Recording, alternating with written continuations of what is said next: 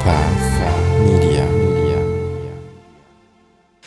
And so, no matter how much he wanted to run away from it or try to escape it, even by changing his identity, Cassian could not escape his own actions. The ramifications of his own actions has really come back to bite him in the ass. You're listening to Path of the Jedi with your host, Ronnie Cruz. All right, welcome to Path of the Jedi, the podcast where Star Wars meets personal development. My name is Ronnie Cruz, your host for this increasingly intense adventure. That's right, increasingly intense. I think that for me, the experience of watching Andor has been just this rising tension from episode to episode with all the different characters, everything that each character is going through. I know I talked about the levels of frustration just being super high last week. And these experiences and the circumstances that all the characters are going through, it seems to just intensify with each episode. The tension gets stronger and stronger with each episode, and I really feel like things are going to come to a head very, very soon. And so, with 2 more episodes left in the season, I cannot wait. I cannot wait to see where this all goes. Also, too, this experience has been increasingly intense for me as the producer of the show, producer of the content for Path of the Jedi.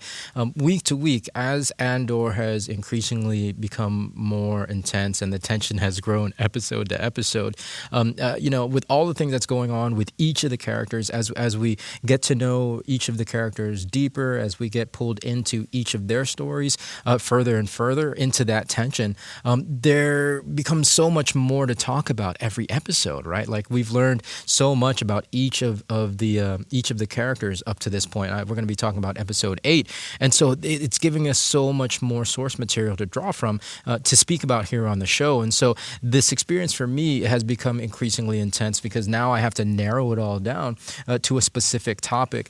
For example, in today's episode, in today's show, I'm going to be talking about Andor episode 8, which is entitled Narkina 5.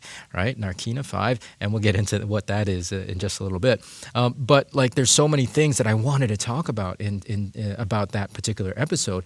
So I really had to kind of work hard and hone it in and narrow it down to a very kind of digestible half an hour. Otherwise, I could spend a good 4 or 5 hours talking about just this one episode. Definitely increasingly intense adventure for sure. Andor has been an absolute pleasure to watch and experience, and I can't wait to see what they have in store for us in the last 2 episodes. There's definitely a lot to talk about this week, so before we get into the thick of things, please allow me to take a few minutes to pay the bills. I was at an event recently and I heard one of the most incredible stories that I'd heard in a very, very long time. A gentleman got up on stage and he shared how from January 2022 to October of 2022, he had lost over 160 pounds, 160, using the Yoli transformation kit. This story was so inspirational. Of course, it's ongoing, right? He's still on a road to better health and he's losing more weight.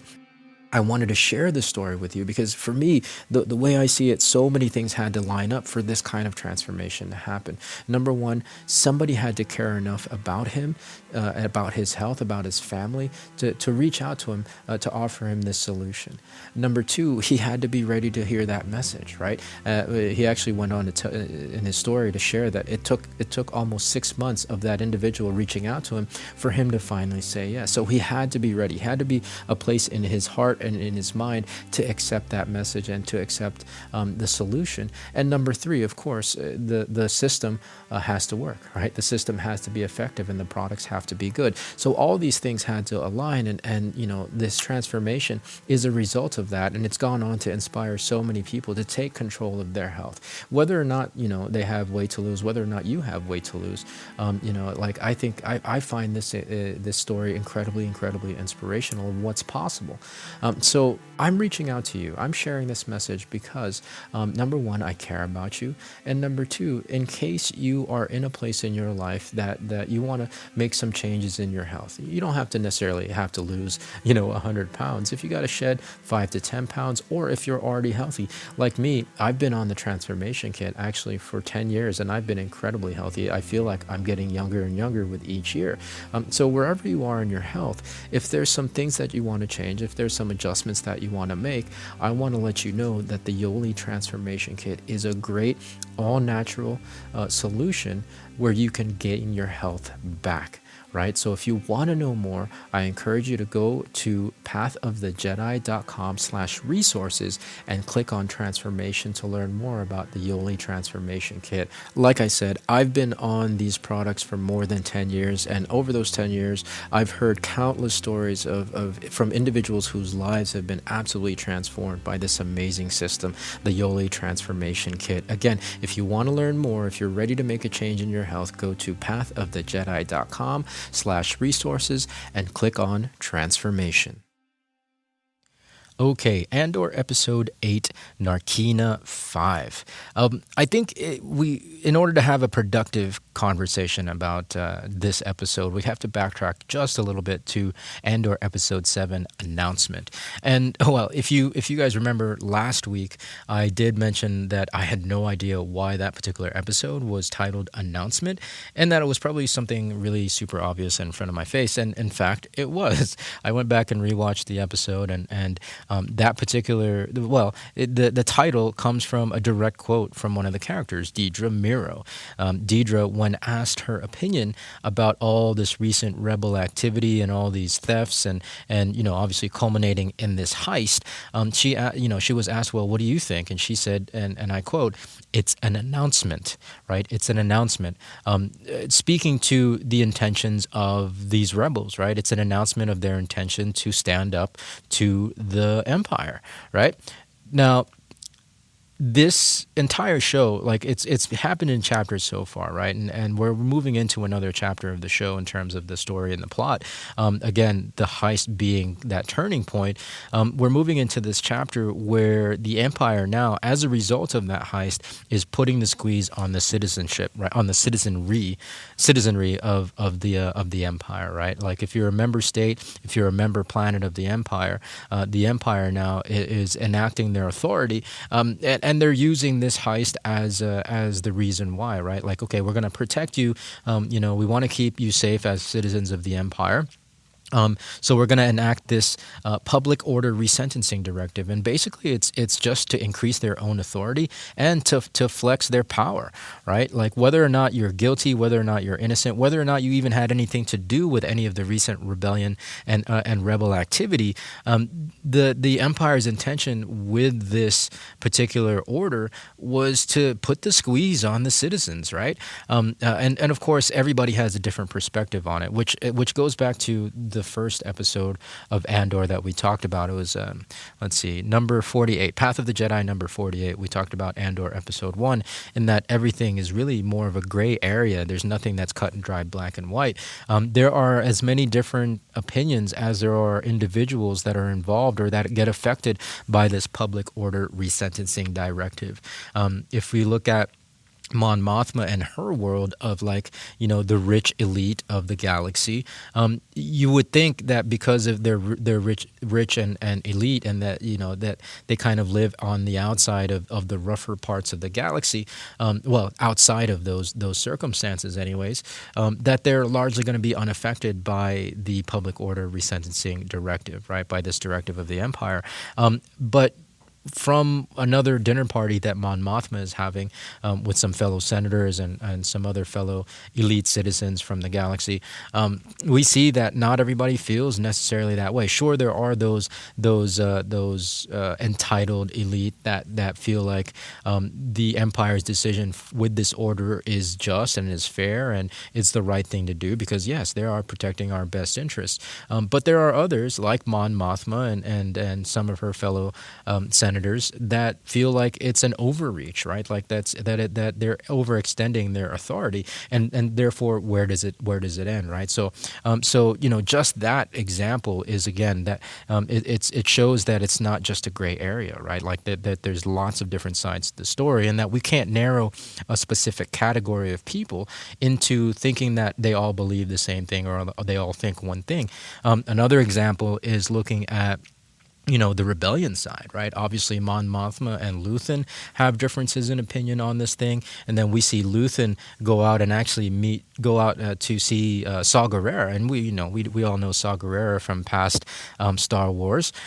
Even they have differences in opinions. Of course, Saw Gerrera has a difference in opinion from pretty much everybody in the rebellion. Some other examples, we have Vel and Cinta, who they've fought together, they've been in the trenches together, they've been right there in the front lines of this rebellion, and they're romantically involved, they're in a relationship, but even they have differences in opinion, right? Even they don't agree on everything regarding this rebellion. So it's just another example of this show being amazing at painting this gray area, right? Like it doesn't definitively say who's wrong or right. What it beautifully does is it gives everybody's perspective and kind of shows their background and the reasoning behind why they have that perspective, why they behave the way they do, why they believe the things they believe. And so, again, the show is a testament to really, we can't reduce individuals to the judgments we have of them or the judgments that we think that we have of the specific categories that we think they fit into, right? Wonderful, wonderful stuff. And again, kudos to the creative team for doing so well to create such a rich world. Okay, so episode 8 then, we have pretty much the entire galaxy turned on its ear, right? Like everything, as a result of the heist and as a result of the PORD, the Public Order Resentencing Directive. And it feels like in this episode that everybody in the galaxy is looking for Cassian, right? Luthen is looking for Cassian because Cassian knows too much. Bix is now looking for Cassian because Marva has taken ill. And of course, the Empire and Dedra Miro are looking for Cassian as a potential central figure in this growing rebellion. And so the funniest thing about it is with everybody looking for Cassian, Cassian is actually no longer Cassian anymore. He's taken a new identity as Keith. And as Keith, he's been thrown in the prison system, is now completely lost to that system, right? He's been thrown into this labor camp, and nobody knows he's there because he's a completely different identity. Now, for me, okay, so not to laugh at it because it's a crappy situation. A lot, the individuals that are in this labor camp as a result of the directive have no idea now how long their sentences are going to be. So it feels like they're in there indefinitely in this labor camp, and it looks posh, it looks comfortable, but it's really like they're getting worked to the bone. I love this situation in that it's a great illustration of karmic law, right? And karmic law, my understanding of it is that it doesn't speak to good or bad or wrong or right or guilty or innocent. So I'm not talking about Cassian innocence or guilt either way. I am talking about his actions though coming back to him, right? That's what to me is karma. It's that infinite web of causality in that if you do something, cause and effect, eventually that infinite web of cause and effect, that thing that you did, the ramifications of that thing you did will come back to you. And so with Cassian, his direct involvement in the heist resulted in the PORD, resulted in the Empire really just extending their broad-reaching powers and authority and their freedom to arrest anyone and everybody that they feel like it in order to stock their prison camps and labor camps so that they can build more goods and machines to grow the Empire, right?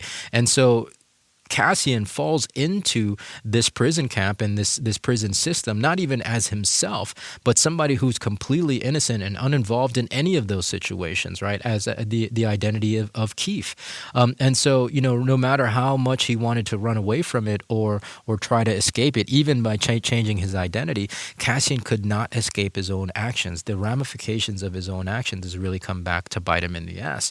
And so, it's a great example and lesson for us Again, not so much that there's a judgment of good or bad or wrong or right, and innocence or guilt, but really we have to be aware of, well, we have to be aware that our actions have broad-reaching ramifications that eventually reverberate back to us, right? Back to us. So I love that lesson. I love this illustration of karma. Now we see the broad-reaching ramifications of Cassian's action affect not just Cassian. It affects everybody, right? It affects the entire galaxy with the PORD and the Empire and their unchallenged authority and power that they're exercising, really putting the noose, tightening the noose on the citizens. We see this on Ferrix, right? Back to the very first planet that we were introduced to in the show, where Cassian was from and where Bix still lives, where Marva still lives. The Empire's presence is really putting a chokehold on the citizens of the town. And in fact, Bix gets arrested and gets tortured for answers, right? Again, this torture and like this is really unconventional new torture that they've been implementing, and it's a very, very unique, very actually disturbing as far as how it's described, a very disturbing new form of torture. Again, the Empire is acting unchallenged, right? They're exercising pretty much, unlimited and unilateral power, and everybody's paying the cost, right? Bix is now suffering through this torture as a direct result of Cassian's actions, even before the heist itself. In Mon Mothma's case, her life is affected both in her involvement in the Senate and her work in trying to call into question the Emperor's overreaching power and control, but also in her involvement in the rebellion, right? Like her one of her directives with the rebellion is to help fund it. And so hiding and moving money around has become more difficult as a result of the banking restrictions that have increased and gotten more strict that were result of the PORD, right? So everything kind of affects everything from every standpoint. No matter what your involvement is, no matter what side you're on, all your actions, everything that you do affects, again, this intricate and infinite web of causality. And the thing is, you don't even have to be involved in any of it to be affected, right? Like you don't have to be involved in the rebellion. You don't have to be involved in the Empire for your life to be affected by all of the stuff that's going on. The example in this particular episode is we have one of Cassian's prison mates, and again, the prison inmates at this point, because of the PORD, have no idea when their sentences will actually end, and it starts to kind of feel indefinite. One of Cassian's prison mates decided to commit suicide because of this, right?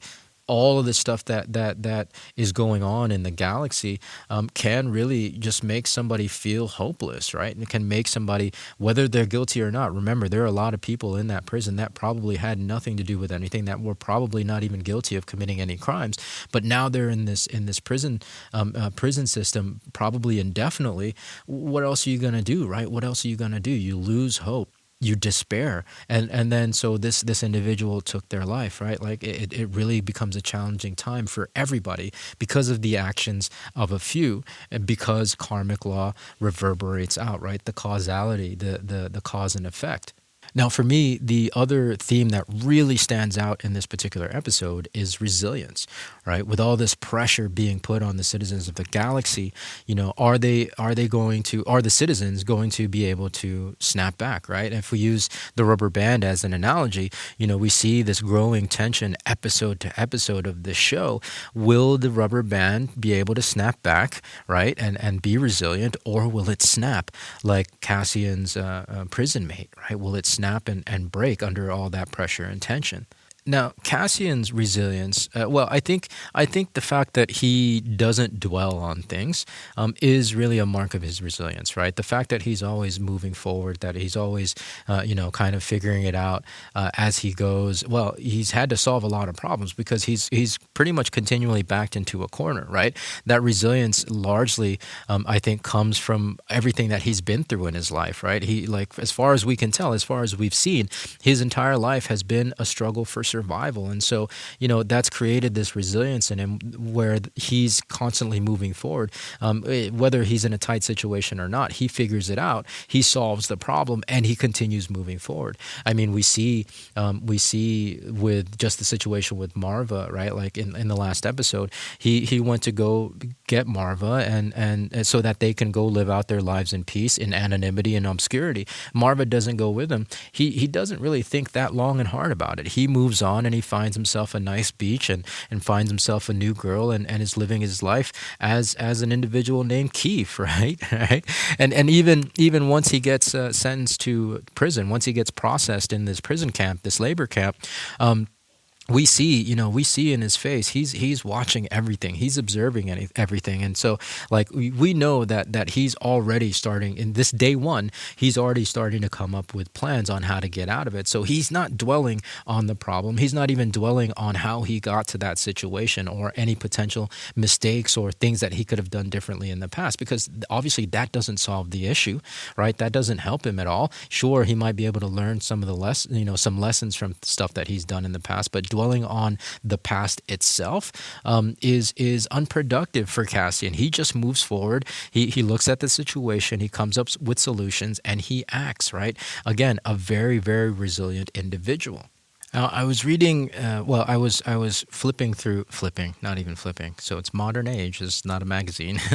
I was scrolling through Twitter today, which I don't do often, but I was scrolling through Twitter and I came across a picture.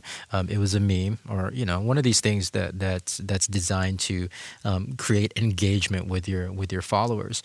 It was a photo of two doors, door number 1, door number 2. And the caption was, door number 1, you go back to the past and you fix all your mistakes. Door number 2, you get $10 million, right? And that got me really thinking about today's episode and all the different themes that's happening.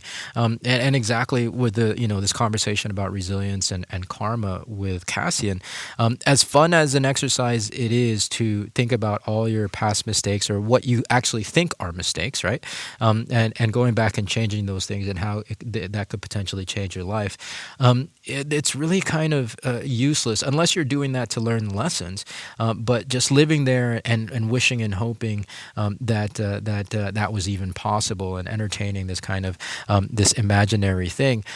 It's not necessarily productive because, in the context of today's conversation of resilience, you don't build your resilience by looking and living in the past, right? Especially on things that you wish you could change, because then you're creating regret. Our lives are where they are at this very moment because of the decisions we've made in the past, right? Because of the actions that we've taken in the past. And unfortunately, because we experience space-time in a linear fashion, we can't go back and change any of that, right? All we can do is move forward, right? We can affect how we behave, the decisions that we make moving forward.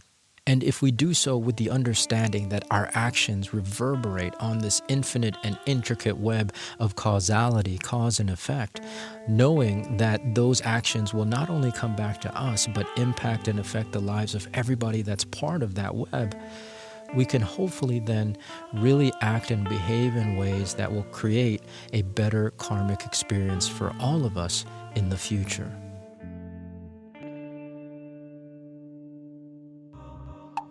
All right, well, that's going to do it for today's episode. Cause and effect, karma, resilience, a lot of things. I told you this show is, and the discussions around the show are increasingly intense. They're definitely intensifying, and they're going in crazy directions that I would never have expected from this particular show. So what do you think? Let me know. Hit me up on Twitter or Facebook. It's POTJ Podcast for both of those things. And of course, you can send an email to POTJ. Well, no, it's info@POTJ Podcast. Leave the title of this particular episode in the subject heading and let me know your thoughts, right? Like this is some pretty, I don't know, at least in my opinion, pretty heady stuff. I was trying to really do my best to rein it all in, so hopefully I did a good job. Again, let's have a discussion. It's POTJ Podcast on Facebook and Twitter, and email is info@pathofthejedi.com. Okay, so now it's time for my favorite part of the show, the shout out. This week's shout out goes to a dear friend of mine who is largely responsible for getting me into this podcasting game, Mr. Christopher McCoy. That's right, Chris McCoy. Miami is his nickname, so if you guys know him, give him a shout out for me. Let him know that that I'm thinking about him for today's episode. Well, you know, a year ago, back in 2021, I started the show September 1st at the encouragement and urging of Chris, right? Like he started talking to me about podcasting back in like April, May, or June, like late spring of 2021, and I didn't pull the trigger until September, all again through his encouragement and his support. And that's really one of my favorite things about Chris. I hadn't talked to Chris in quite a while until recently, at least a handful of months, actually like probably about 6 months. And so it's so awesome to know that regardless of how much time has gone by, he's always still in my corner. He's always still thinking about me. And of course, I want to let him know vice versa, right? I'm definitely always thinking about him, especially as I record an episode every week for this show. And of course, every day for my new show, Path of the Network Marketer. Chris is just an incredible individual. He's always incredibly supportive. He's got great advice. I've definitely upped my podcasting game through his coaching and all of the suggestions that he's given me in just our short kind of catch-up conversation we had the other week. So it's just incredible what he brings to the table, not just as a coach and a mentor, but really as a friend. Again, no matter what he happens to be doing, and he's an incredibly busy individual with all the different projects and things that he has going on in his life and his career. But he's always just there for you, right? Willing to show you support, willing to give you guidance, or even just to cheer you on as a cheerleader, man. He's like one of the coolest individuals in that respect, and I can't wait to see him again in person. I know it's going to happen sooner rather than later, but for now, I just wanted to make sure that I recognize him and celebrate him here on the show, which again, largely is up and running still because of his influence and his mentorship. So Chris, if you're out there listening, Miami, I really appreciate everything that you do. This week's shout out goes to you.